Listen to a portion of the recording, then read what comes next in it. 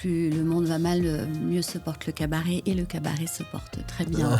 Est-ce que tu ressens que ça a changé ta manière d'aborder la création musicale aussi ? En fait, ces chansons, elles ont besoin d'exister quelque part, qu'elles soient marquées quelque part, sinon il n'en restera rien. Tu me l'as bien mis dans la gueule, ça.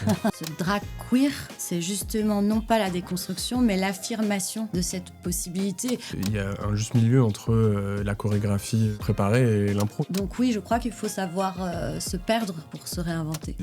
C'est sympa, J'étais en train de faire le buzz, c'est Patrick Sébastien. C'est un hall de gars. Et hello les petits amigos, bonjour à tous, bonjour à toutes, j'espère que vous vous portez magnifiquement bien. Moi ça va tranquille, ici Clemzer pour ce nouvel épisode du Pont entre les arts. Tout le temps, foufou. Cette scène-là, je la veux dans un film. Ah, allez, il allait sortir mes larmes. Il y a des passages sublimes sur la solitude. C'est pas vrai, ouais. Aujourd'hui, je reçois Roby, auteure, compositrice et interprète qui s'est fait connaître du grand public avec le titre On ne meurt plus d'amour et qui a sorti en fin d'année dernière Mantra, son 4e album. Le principe du podcast est simple, j'invite des artistes pour parler d'un art qui n'est pas celui qu'ils pratiquent principalement. Et comme le veut le concept, dans cet épisode, on ne parle pas de musique, mais de cabaret, et son rapport à celui-ci. Bonne écoute. Ça t'a plu l'intro ? C'était parfait, très bien. Parfait, putain, ça me fait plaisir de te recevoir, Roby. C'est vrai ? Ouais. Bah écoute, moi j'en suis ravie aussi. Il est un peu tôt pour une cabarettiste. C'est vrai que là, tu sors d'un show de cabaret. Là. Ouais, hier soir, on jouait notre petite revue Vivi, d'où les paillettes encore, je sais pas si elles se verront, mais vraiment, s'il y a une chose dont il est très difficile de se débarrasser, c'est les paillettes. Ah ouais. Ça, on va en parler après. On va en parler, le côté cabaret. Parce que toi, à la base, t'es quand même chanteuse. Tout à fait. Là, l'album, il est sorti depuis quelques mois. Le 7 novembre, exactement. 7 novembre. Ouais. Ça, les retours t'ont plu, que t'es contente un peu de comment il vit ? Plutôt des très beaux retours. J'ai pu envoyer à ma maman un bel article dans Libération, un bel article dans Le Figaro, quelques émissions sur France Inter. Ça a de quoi satisfaire la jeune, éternelle, vieille artiste en émergence que je suis. Mais là, t'as des concerts un peu en plus. Il n'y a pas tellement de concerts qui soient prévus. On a un premier concert à Beauvais le 1er avril et la tournée est en train de se construire. Donc, je reviendrai pour vous tenir au courant. Started from Beauvais, tout. Bientôt l'Olympia. C'est là que partent les jets privés, non ? C'est ça, on commence à Beauvais, on finit à Dubaï. Donc, Oui, alors non, j'ai des principes. Ah oui, pardon. Bon, peut-être après, mais de toute façon, aujourd'hui, on n'est pas là pour parler de musique, même si on va en parler plus tard. On est là pour parler d'un autre art qui te tient particulièrement à cœur, et puisque tu en as déjà un peu parlé, c'est du cabaret. Tout à fait.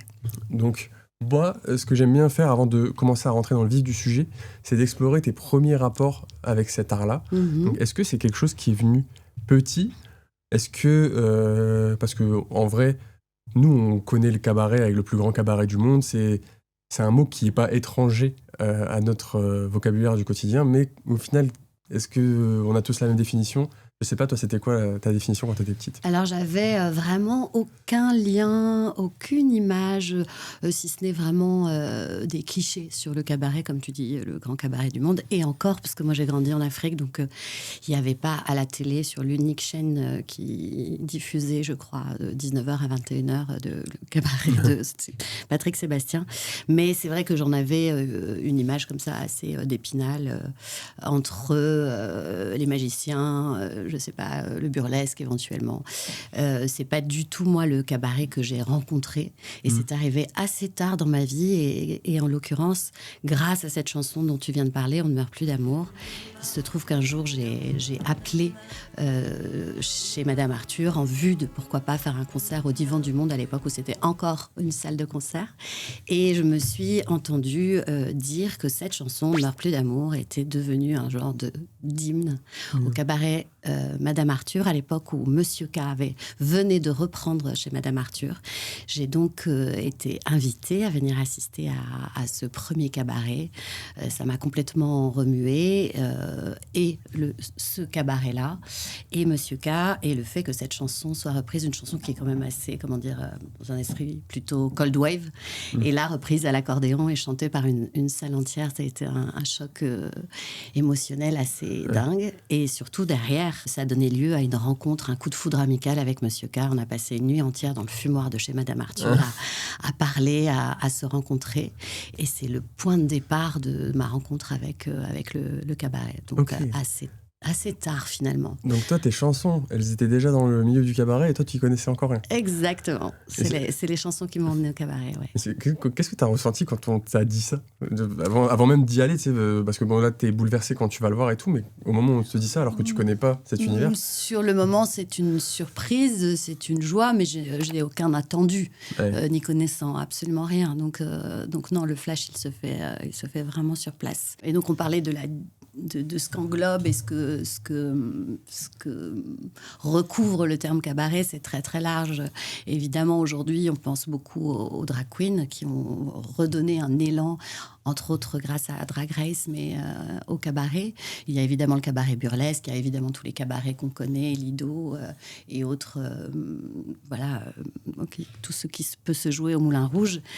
Mais ce cabaret que j'ai rencontré, celui que Patrick, pas Sébastien, que pratique Monsieur K, c'est un cabaret qui est un cabaret politique, qui a plus à voir avec le cabaret brechtien, qui a plus à voir avec le cabaret des années 30, des années 20. Et on est un peu en train de rejouer les années 20, là, je ne sais pas si vous avez remarqué, donc il est absolument nécessaire. Important. Et donc c'est un cabaret qui est plus trash et qui a plus à voir avec le fait de tendre un miroir à la société de façon carnavalesque, grotesque et souvent aussi très profonde, très sensible. Donc moi je suis très très loin de l'effeuillage et le cabaret que je pratique. Si effectivement il se trouve qu'on finit souvent à poil, c'est plus pour dénoncer justement les injonctions faites au corps des femmes plutôt que la dimension au contraire glamour attendue de ce qu'est une plume dans le cul. Ok, ça c'est hyper intéressant parce que toi c'est vrai, il faut le dire, c'est que l'engagement ça a toujours été présent dans ta carrière. Toi, ton premier album, je crois, c'est 2011. Ouais, premier EP.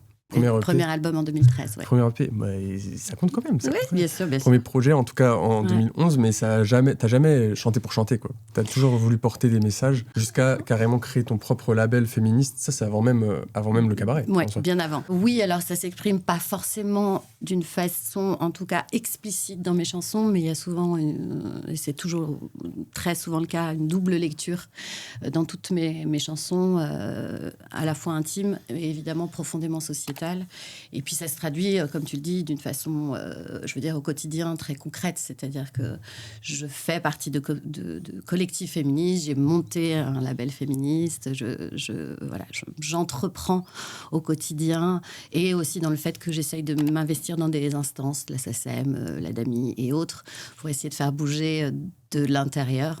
Ça s'appelle l'entrisme et ça ne marche qu'à moitié, je dois dire.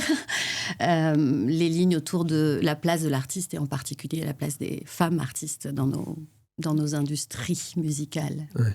En fait, c'est parce que de tout ce que tu as dit, ça m'a fait me poser plein de questions. Donc toi, quand tu découvres le cabaret, en fait, il n'y a limite pas de transition, quoi. Tu fais directement du cabaret après.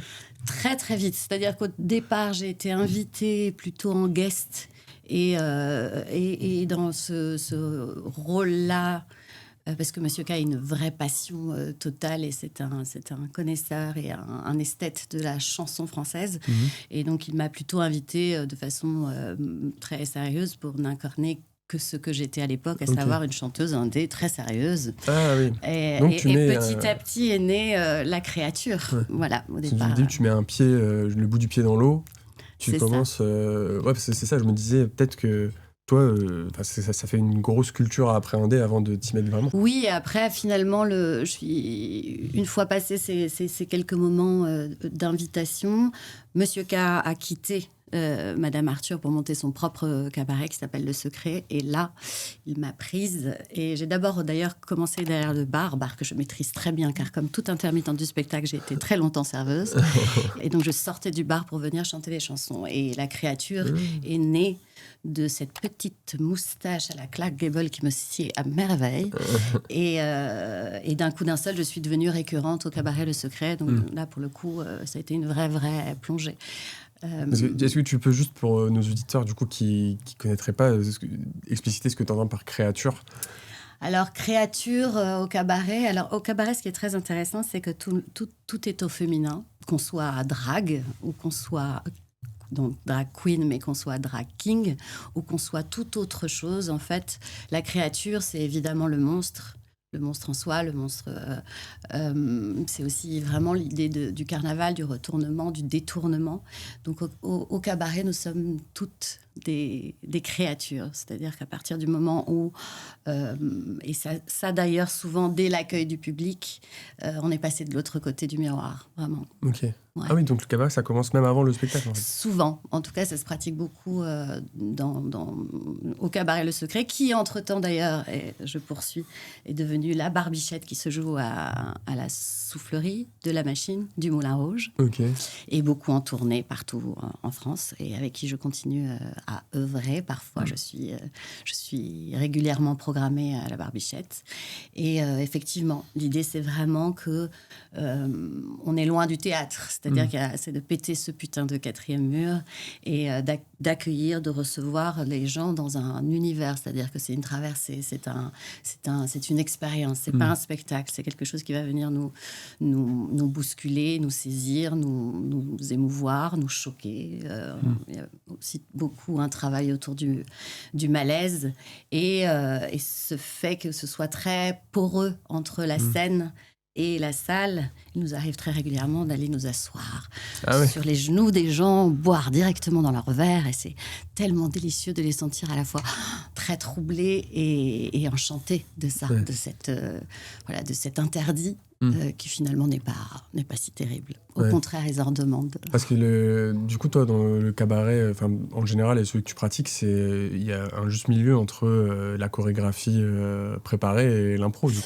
Alors, on est vraiment sur un fil permanent, sachant que à quelques numéros près, qui peuvent être des rendez-vous, des hits, chacune. L'idée, c'est vraiment de réinventer, de se réinventer à chaque fois. C'est jamais le même spectacle. Donc, c'est l'inverse absolu, justement, du Lido. Donc, à chaque fois, on revient avec une envie, une idée qu'on teste le jour même en répétition de 14h à 18h et on joue à 20h. Donc, évidemment que l'expérimentation est au cœur et au centre de l'expérience, mais aussi possiblement le bide, mais aussi qui est, et ça c'est partagé, c'est complice avec le public. Voilà, on est sur le fil, on est vraiment des funambules. On partage ça très très fort avec le public. Et évidemment qu'on a nos canevas, évidemment qu'on connaît ou pas nos créatures, nos différents personnages, si tant est qu'on en ait plusieurs, parfois certaines, en l'occurrence, on en a qu'une, moi j'en explore plusieurs, et voilà, et je me dis elle, qu'est-ce qu'elle peut faire, où est-ce qu'elle peut aller, et comment est-ce qu'on peut renverser les choses, une reprise, et puis on arrive toutes d'univers différents, parce que dans le cabaret, il peut y avoir des fakirs, il peut y avoir des circassiens, des circassiennes. Demain, au Victor Victoria, on a une clown qui vient, on a aussi une stand-up, c'est pas facile à dire, stand-upeuse. Stand-upeuse ? Ouais, stand-upeuse, on dit ça. Il peut y avoir une marionnettiste, il y a des gens qui arrivent du lyrique, il y a des gens qui arrivent... Et la seule chose qui est en commun entre nous, c'est évidemment pas, justement, contrairement à ce que propose un Patrick Sébastien, un enchaînement de numéros, de pratiques exécutives de sa discipline, mais comment on le détourne pour raconter, pour le coup, vraiment quelque chose, pour raconter quelque chose de politique ou de profondément intime, de profondément bouleversant. Il ne s'agit pas juste de venir voir quelqu'un qui va jongler, voilà. Non, mais j'ai bien compris le message pour Patrick Sébastien.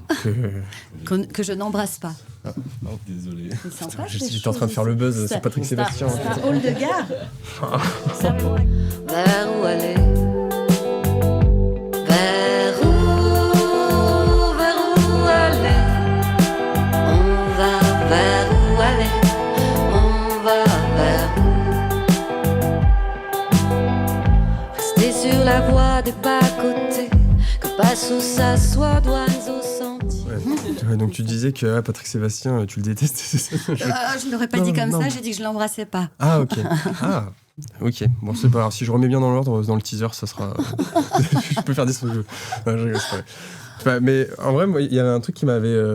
En fait, c'est fou, je trouve, la vitesse à laquelle tu as monté les étapes dans le cabaret. Parce qu'en vrai, moi, je vois qu'en 2021, tu intègres un peu cet univers, tu commences à jouer du cabaret et tout. Et en 2024, tu crées ton propre cabaret féministe. Donc, Ouais. Victor Victoria, Victor Victoria, dont le petit nom, effectivement, est Vivi. Ok. Ouais. Et donc, moi, moi, je fais du stand-up, on est aussi dans ce truc-là d'endosser plusieurs casquettes. Ouais. Mais je trouve que la casquette d'être actrice et de passer à réalisatrice, metteur en scène ou ce que tu veux, c'est quand même un gros step. Qu'est-ce qui fait que t'as voulu passer ce step-là et ne plus te contenter de jouer dans la pièce de quelqu'un d'autre, tu vois? Alors là, pour le coup, ça induit plein de réponses. D'une part, moi, je suis vraiment... J'ai tout mon temps. Je peux y aller. Et moi, donc. Moi, je suis vraiment une autodidacte, à savoir que pour le coup, effectivement, je fais des albums, je commets des albums, mais je réalise mes propres clips, ce qui m'a amené à réaliser les clips d'autres personnes. Je fais du montage, je fais plein de choses. Et en fait, je fais du dessin, j'écris des poèmes. Et en fait, ce qu'il y a, c'est que je crois que je suis vraiment habitée de faire. Et que, voilà, ça c'est dans l'absolu, c'est ma personnalité, c'est la façon dont moi j'ai besoin de m'emparer des choses, en créant, mais aussi en étant derrière. Ça m'intéresse beaucoup d'être derrière. D'ailleurs, monter ce label qui s'appelle Fracas, ce label féministe, c'est l'idée, évidemment, d'avoir un outil pour sortir nos propres albums, mais de produire d'autres artistes. Et ça m'intéresse vraiment beaucoup d'être dans la fabrication. Donc ça, c'est une première partie de la réponse. Et puis pour ce qui concerne vraiment le cabaret, en fait, c'est juste que ça a été pour moi un choc à la fois esthétique, pas dans le sens de la beauté, mais dans le sens de la dimension quasiment violente et organique de ce dont il s'agit. Et ça répondait tellement évidemment à ma quête de sens. Parce que c'est une chose d'écrire ses propres chansons, c'est une chose de porter en soi et pour soi une voix. Ouais. Mais ce collectif et surtout sa dimension politique, c'était quelque chose dont j'avais besoin, en fait, qui vraiment répondait à quelque chose qui m'est nécessaire et qui me donne un tout petit peu et très, très humblement la sensation de faire quelque chose qui ait du sens dans ce monde qui est vraiment très affligeant, inquiétant, terrifiant. D'apporter une espèce de pierre à l'édifice et de faire partie de moments qui soient à la fois cathartiques, libérateurs et en même temps ancrés véritablement dans le réel. D'ailleurs, il a été dit par un de mes amis, mais je suppose qu'il l'avait entendu d'ailleurs, que plus le monde va mal, mieux se porte le cabaret, et le cabaret se porte très bien. Heureusement, malheureusement, à nous d'en déduire. Ouais. Mais quand tu le crées en 2024, c'est parce que du coup, les cabarets dans lesquels tu jouais, t'avais un peu fait le tour au niveau de la quête de... Non, c'est juste qu'en fait, effectivement, dans le cabaret, il y a beaucoup de place pour la féminité, mais souvent incarnée par des hommes, donc des drag queens, ou des femmes, des hyper-femmes dans des rôles attendus de femmes, c'est-à-dire le burlesque, c'est-à-dire les feuillages. Et nous, on avait envie d'une scène qui soit une scène, pour le coup, féministe, dédiée aux femmes trans et non-binaires, parce que ça n'existait pas. Parce que ça n'existait absolument pas. Là, je crois qu'on a fait des petites et on en est ravis. D'ailleurs, je ne sais pas si on y est pour quelque chose, mais en tout cas, ce sont des choses qui commencent à poindre. Vous avez ouvert la porte. Ouais. Et on l'a fait parce qu'on en avait absolument besoin et qu'on s'apercevait que cette question même de la féminité était finalement, et c'est d'ailleurs le choix de ce nom de cabaret Victor Victoria, je ne sais pas si vous connaissez ce film, et dont le pitch, en fait, c'est une chanteuse exceptionnelle, lyrique, et qui ne trouve plus, qui est dans la misère, qui ne trouve plus à se faire employer à Broadway, et qui, rencontrant sur son passage un grand directeur artistique homosexuel de son état, se laisse convaincre de se travestir en homme, qui se travestit en femme sur scène et qui d'un seul coup devient une star. C'est-à-dire donc que même pour incarner l'hyper-féminité de la drag queen, pour se faire entendre, il faudrait être un homme. Donc ça, c'est quelque chose qui nous intéressait vraiment, de bousculer ça et de venir créer un cabaret qui soit un espace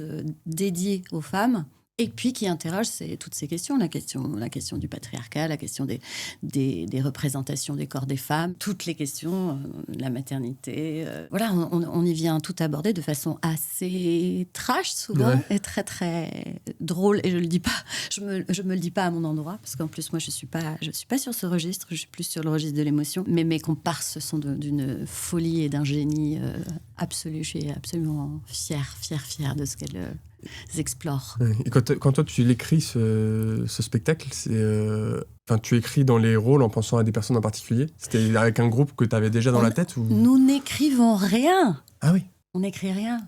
Chacune arrive avec des envies pour soi, pour ses personnages. C'est vraiment des successions de numéros.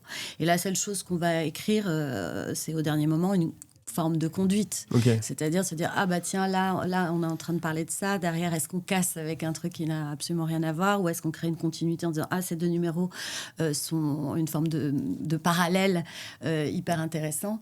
Mais rien n'est écrit. Et c'est ça qui est beau. C'est ça qui est beau. Ouais. Purée. Rien n'est écrit. Ah, tu me l'as bien mis dans la gueule, ça. Mais trop bien. Moi, je voulais aussi te demander, parce que tu en as parlé légèrement et tout, mais t'en penses quoi de... Tu sais, il y a eu l'essor un peu avec Drag Race, de la culture drag. Ouais. Mais drag queen, parce que les drag kings ont beaucoup plus de mal à se faire voir, à exister et à rencontrer cette même adhésion. Ouais. Justement, je voulais te demander ce que tu en penses de cet essor. Moi, je trouve que l'essor en question merveilleux, fantastique, nécessaire, et je suis persuadée que ça ouvre vraiment le champ des consciences de beaucoup de gens derrière leur télé qui se seraient probablement jamais intéressés à cette culture-là si elle n'était pas arrivée par le petit écran à la lucarne. Et c'est probablement, en tout cas, une des portes d'entrée de la tolérance et de l'ouverture à l'autre, au genre ou des genres. Maintenant, évidemment, ce que je regrette, c'est que cette ouverture, mais peut-être qu'on est en chemin vers ça, ne s'accompagne pas par la continuité, c'est-à-dire le drag king. Ouais. Qui est un art plus récent. Enfin, plus récent, pas dans le temps historiquement. D'ailleurs, il y avait des drag kings à l'époque, justement, des années 20 et de ces fameux cabarets berlinois. Mais plus récemment, c'est un art qui renaît assez fort, mais de façon trop confidentielle encore. Ouais. Tu me fais une magnifique transition parce que justement, toi, dans le cabaret, tu pratiques le drag king. Alors moi, je ne suis pas vraiment un drag king, je dirais que je serais plutôt un drag queer. Ok. Dans le sens où je suis, si ce n'est cette moustache, en fait, je ne fais que en permanence naviguer entre les genres et ce que je disais à l'instant, le dégenre. Mais ça, c'est un truc c'est une envie que tu avais directement quand tu as commencé le cabaret ou c'est venu après ? Elle s'est imposée d'elle-même. Okay. J'ai pas eu une réflexion là-dessus. C'est vraiment... j'ai tiré le fil de ce qu'il me venait. Ouais, c'était déjà en toi, en fait. Je crois que c'était en moi, ouais. Merci, Monsieur K, de m'avoir accouché.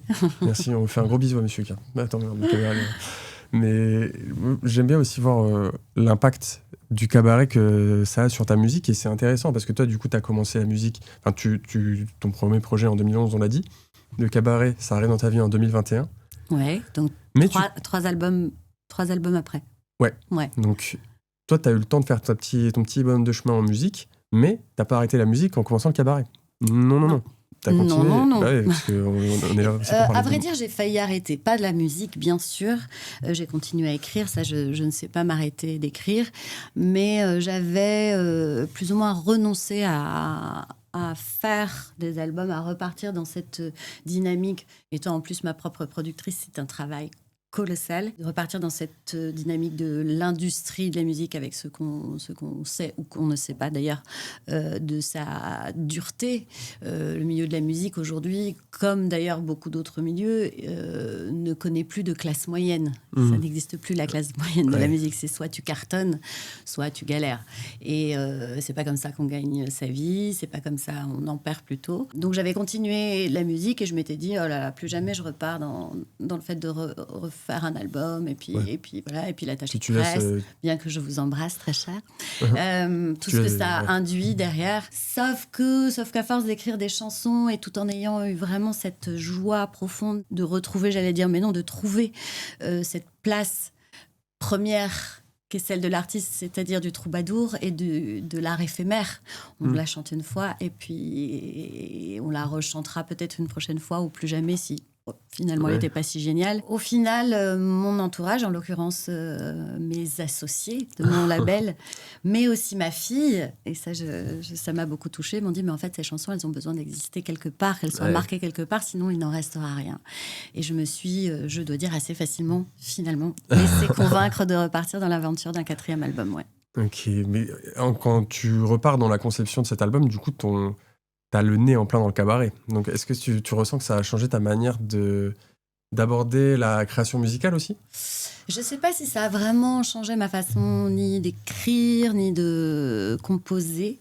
Parce que je crois qu'on est fait souvent que... D'ailleurs, il y a un titre qui s'appelle comme ça dans l'album Mantra, qui s'appelle Obsession. Je crois qu'on est fait que d'une seule obsession et d'un seul sillon qu'on creuse éternellement. Et en tout cas, musicalement, je ne suis pas certaine que c'est changé quelque chose à l'écriture, à la composition. Par contre, ça a changé quelque chose à mon rapport à la voix. Ça, très certainement. C'est-à-dire que le cabaret, moi qui étais une chanteuse à micro, et d'ailleurs je revendique et suis très au clair avec ça, je ne suis pas une chanteuse, je suis une diseuse. Qu'est-ce que tu entends par chanteuse à micro C'est-à-dire que je n'ai ni la technique ni l'organe qui peut me faire prétendre être véritablement une chanteuse, mais je suis plus dans le fait de transmettre une émotion, avec mon timbre, avec qui je suis, avec mes tremblements, mes failles, et justement mes manques. Ouais. Et le cabaret m'a ouvert peut-être la voie d'un chant plus grand, ne serait-ce que parce que souvent, pas systématiquement, ça dépend des morceaux, de la nécessité ou pas du morceau, mais je chante sans micro. Ouais. Et dans un rapport avec le public où, encore une fois, je monte sur les tables, je m'assois sur leurs genoux, avec leur consentement, parfois même je les embrasse. Et du coup, il y a une forme de déploiement et quelque chose de plus assumé, je pense, dans ma voix aujourd'hui que ce que je pouvais avoir avant, où j'étais aussi, je pense, habitée d'une forme d'esthétique très anglo-saxonne, avec un mix un peu derrière, avec, là j'assume plus pleinement ma dimension, serait-elle aussi modeste il y a moins qu'elle soit. Puis t'as aussi moins de filtres. T'as digéré tes influences aussi à travers le temps, ça c'est intéressant. Tu dirais que du coup, tu vas explorer des univers musicaux différents dans cet album-là. Ça, pour moi, et ça l'a toujours été, c'est très mystérieux. C'est-à-dire que je ne suis pas quelqu'un qui sait revendiquer des influences. D'une, parce que j'en suis incapable. Et puis, deux, je crois qu'il y a une forme chez moi. Je me l'interdis. J'ai besoin d'une forme d'innocence à moi-même pour pouvoir créer. C'est à partir du moment où on sait trop à quel point tout a été fait et tellement mieux que moi, et que ça m'habite, je suis tétanisée, évidemment. Donc, évidemment que je suis pétrie, nourrie d'influences, mais dont je ne veux rien savoir, et je laisse soin aux autres de me dire, dis donc, ce morceau me fait penser à Christophe. Très bien. Eh bien, j'accueille avec grand plaisir. Je dis Christophe parce que ça me l'a beaucoup été dit sur cet album, mais ça peut être autre chose. Et puis en plus, on attribue toujours des références aux gens qu'ils n'ont ou qu'ils n'ont pas. Toutes chanteuses avec la voix grave ont été promues comme étant la nouvelle Barbara. Ça a été mon cas, ça a été le cas de beaucoup d'autres.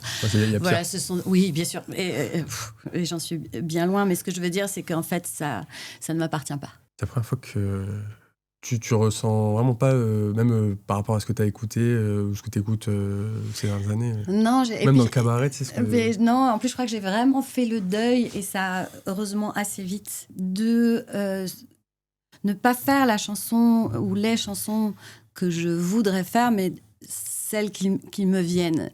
Et de ne pas espérer être ce que je ne suis pas, mais juste d'accueillir ce que je suis avec encore une fois, ce qui fait moi, dont aussi mes défauts, mes manques.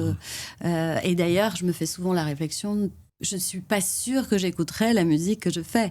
Et c'est je n'en ai aucune idée. Et je ne peux pas le savoir, je ne peux pas être dedans et dehors. Mais c'est une fausse piste. Je ne fais pas la musique que je voudrais entendre, je fais celle qui me vient. Et il me vient ce qu'il me vient. Voilà. C'est vraiment c'est intéressant sur la création artistique, mais parce que là, on en parlait aussi tout à l'heure, tu prépares une scène à Beauvais, et donc tu vas reprendre des concerts. Ouais.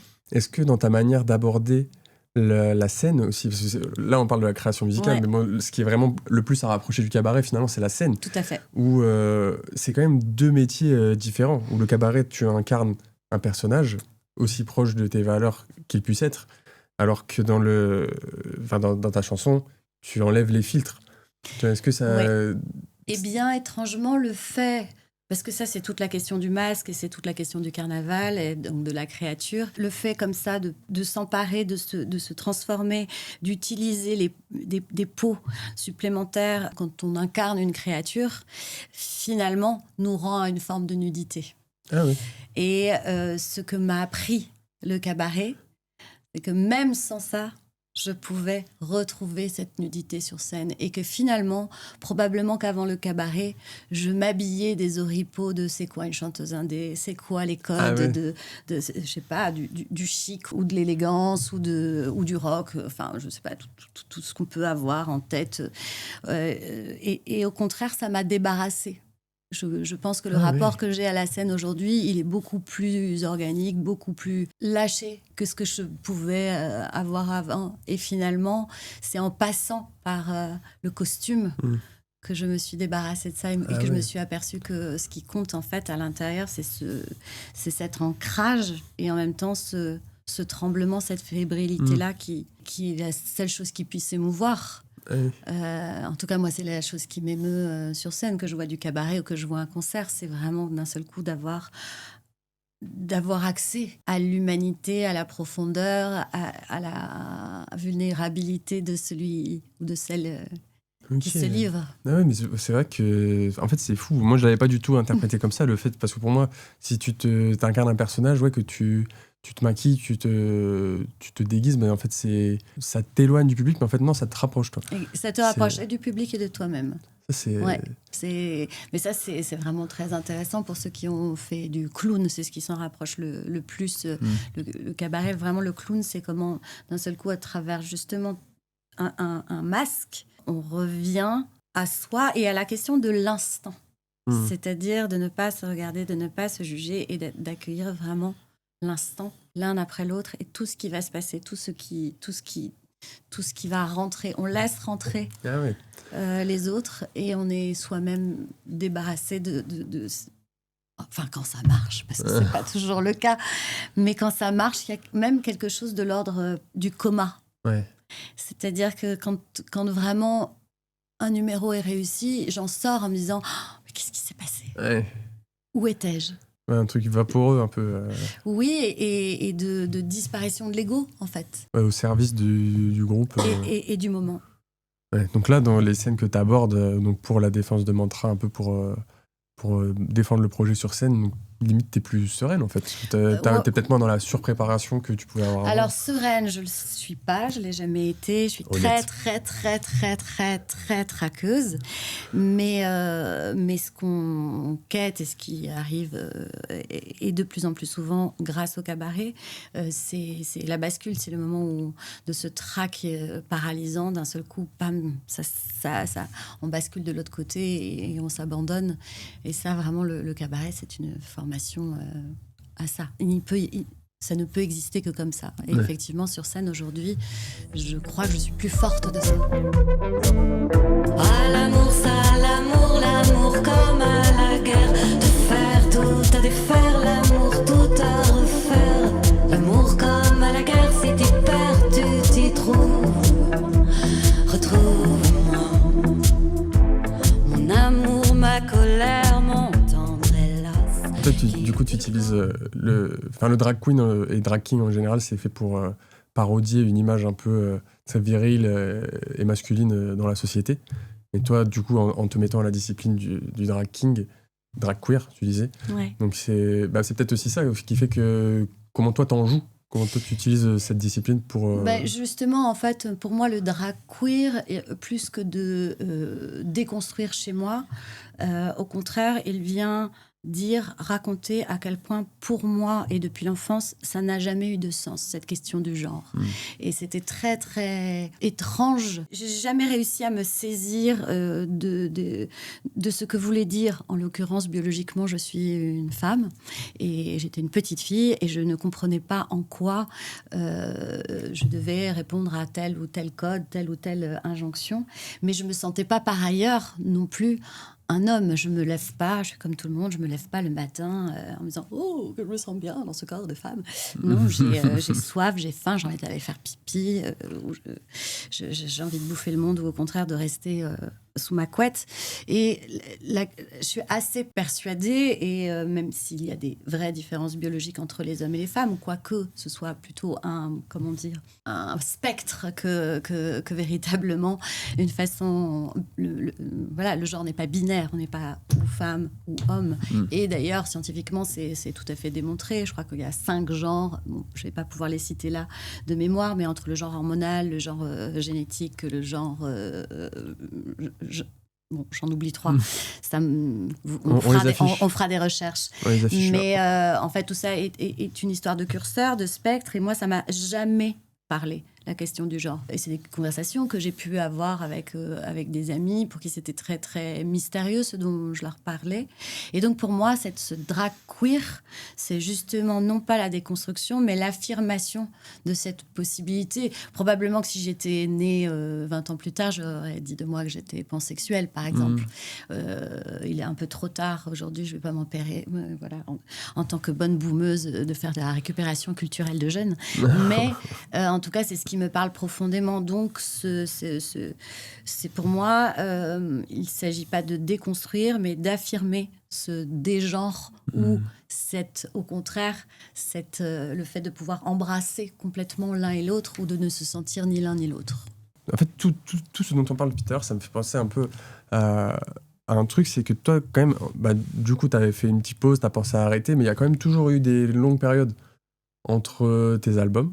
Oui, je ne suis pas très prolixe.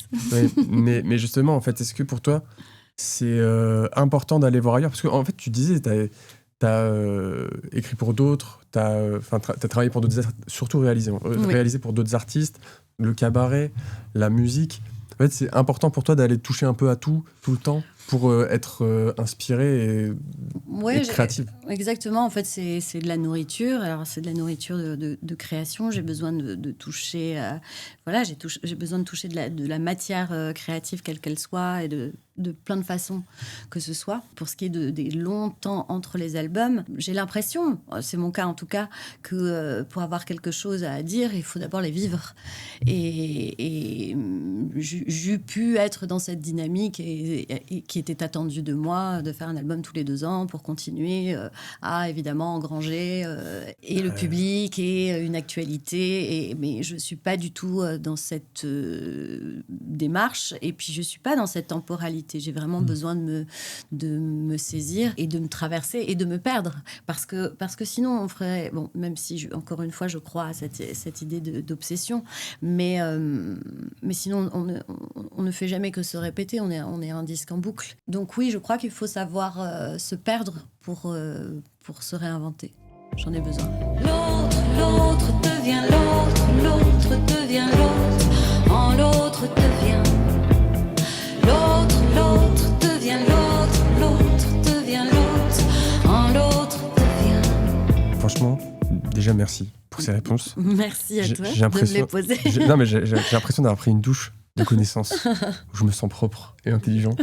Mais avant de finir, moi j'aime bien faire un petit top 5 recos, pas forcément tes 5 préférés, mais 5 recos de cabaret, que ce soit artiste, spectacle, discipline. 5 choses dont tu as envie de parler sur le cabaret, de mettre en avant.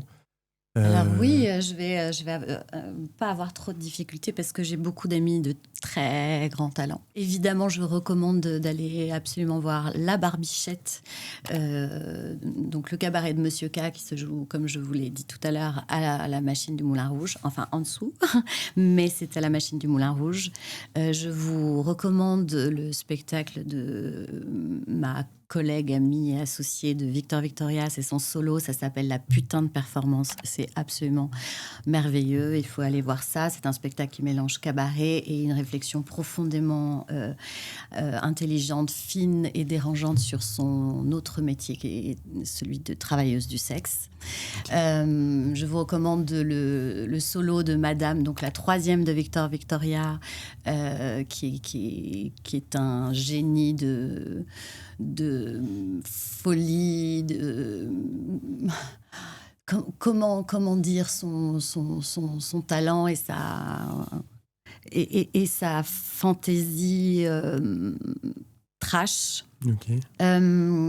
Qu'est-ce que je peux vous recommander ? Je vous recommande, où que vous soyez, dans quelques cabarets qu'il joue, de découvrir le travail de David Noir, qui est, comme le dit Monsieur K, le dieu proté du cabaret, qui, dans chaque cabaret dans lequel il exerce, à sa loge, a vu et va complètement se transformer et qui va très, très, très, très loin dans l'exploration de la noirceur de l'âme humaine. Okay. Nous en sommes à 4. Et quel cabaret autre que je pourrais vous recommander ? Le cabaret La Bouche, bien sûr, qui est un cabaret à la fois à paillettes, mais très littéraire et très militant, très politisé, dont j'aime énormément le travail.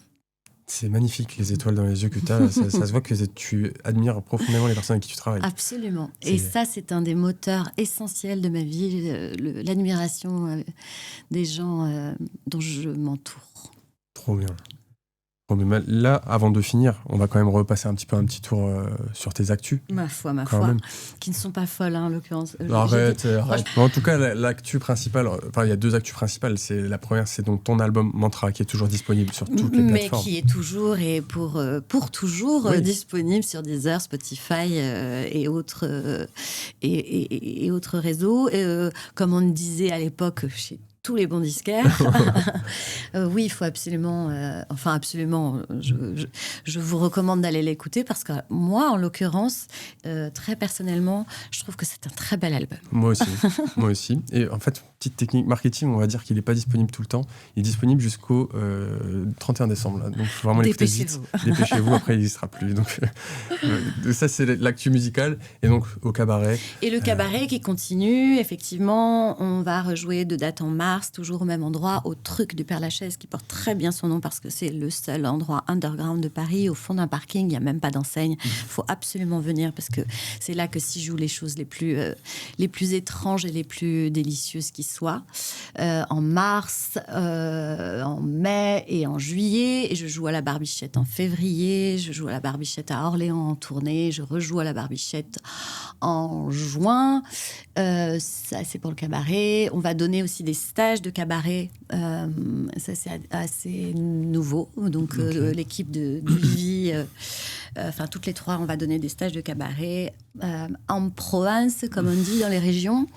Et je donne aussi un atelier d'écriture de chansons pour des professionnels au mois d'avril. Et si vous avez quelques auditrices qui sont intéressées de savoir comment on prétend pas être professeur, mais en tout cas s'accompagner à des techniques d'écriture ou juste d'avoir des outils, de la matière pour sortir de ses propres fonctionnements justement et d'aller voir ailleurs comment on peut écrire. Tu vois, pour quelqu'un qui n'a pas d'actualité... Je trouve que ça va. Ça va. Je suis assez occupée. Tu as été bien modeste. En tout cas, merci beaucoup d'être venu dans le podcast, Roby. C'était un plaisir de te recevoir. Et moi donc d'être là. Mais en tout cas, quant à nous, les petits amigos, merci beaucoup d'avoir regardé le podcast. J'espère que ça vous a plu. On se retrouve très vite pour un nouvel épisode. Et moi, j'ai un petit rituel à la fin du podcast. C'est que je vais dire 1, 2, 3, regard cam et bisous. Ok, Enfin, c'est toi elle qui- est là, la cam? Ouais, Elle est c'est là. ça. Donc Ok. t'es prête? 1, 2, 3. Bisous. Et ben voilà.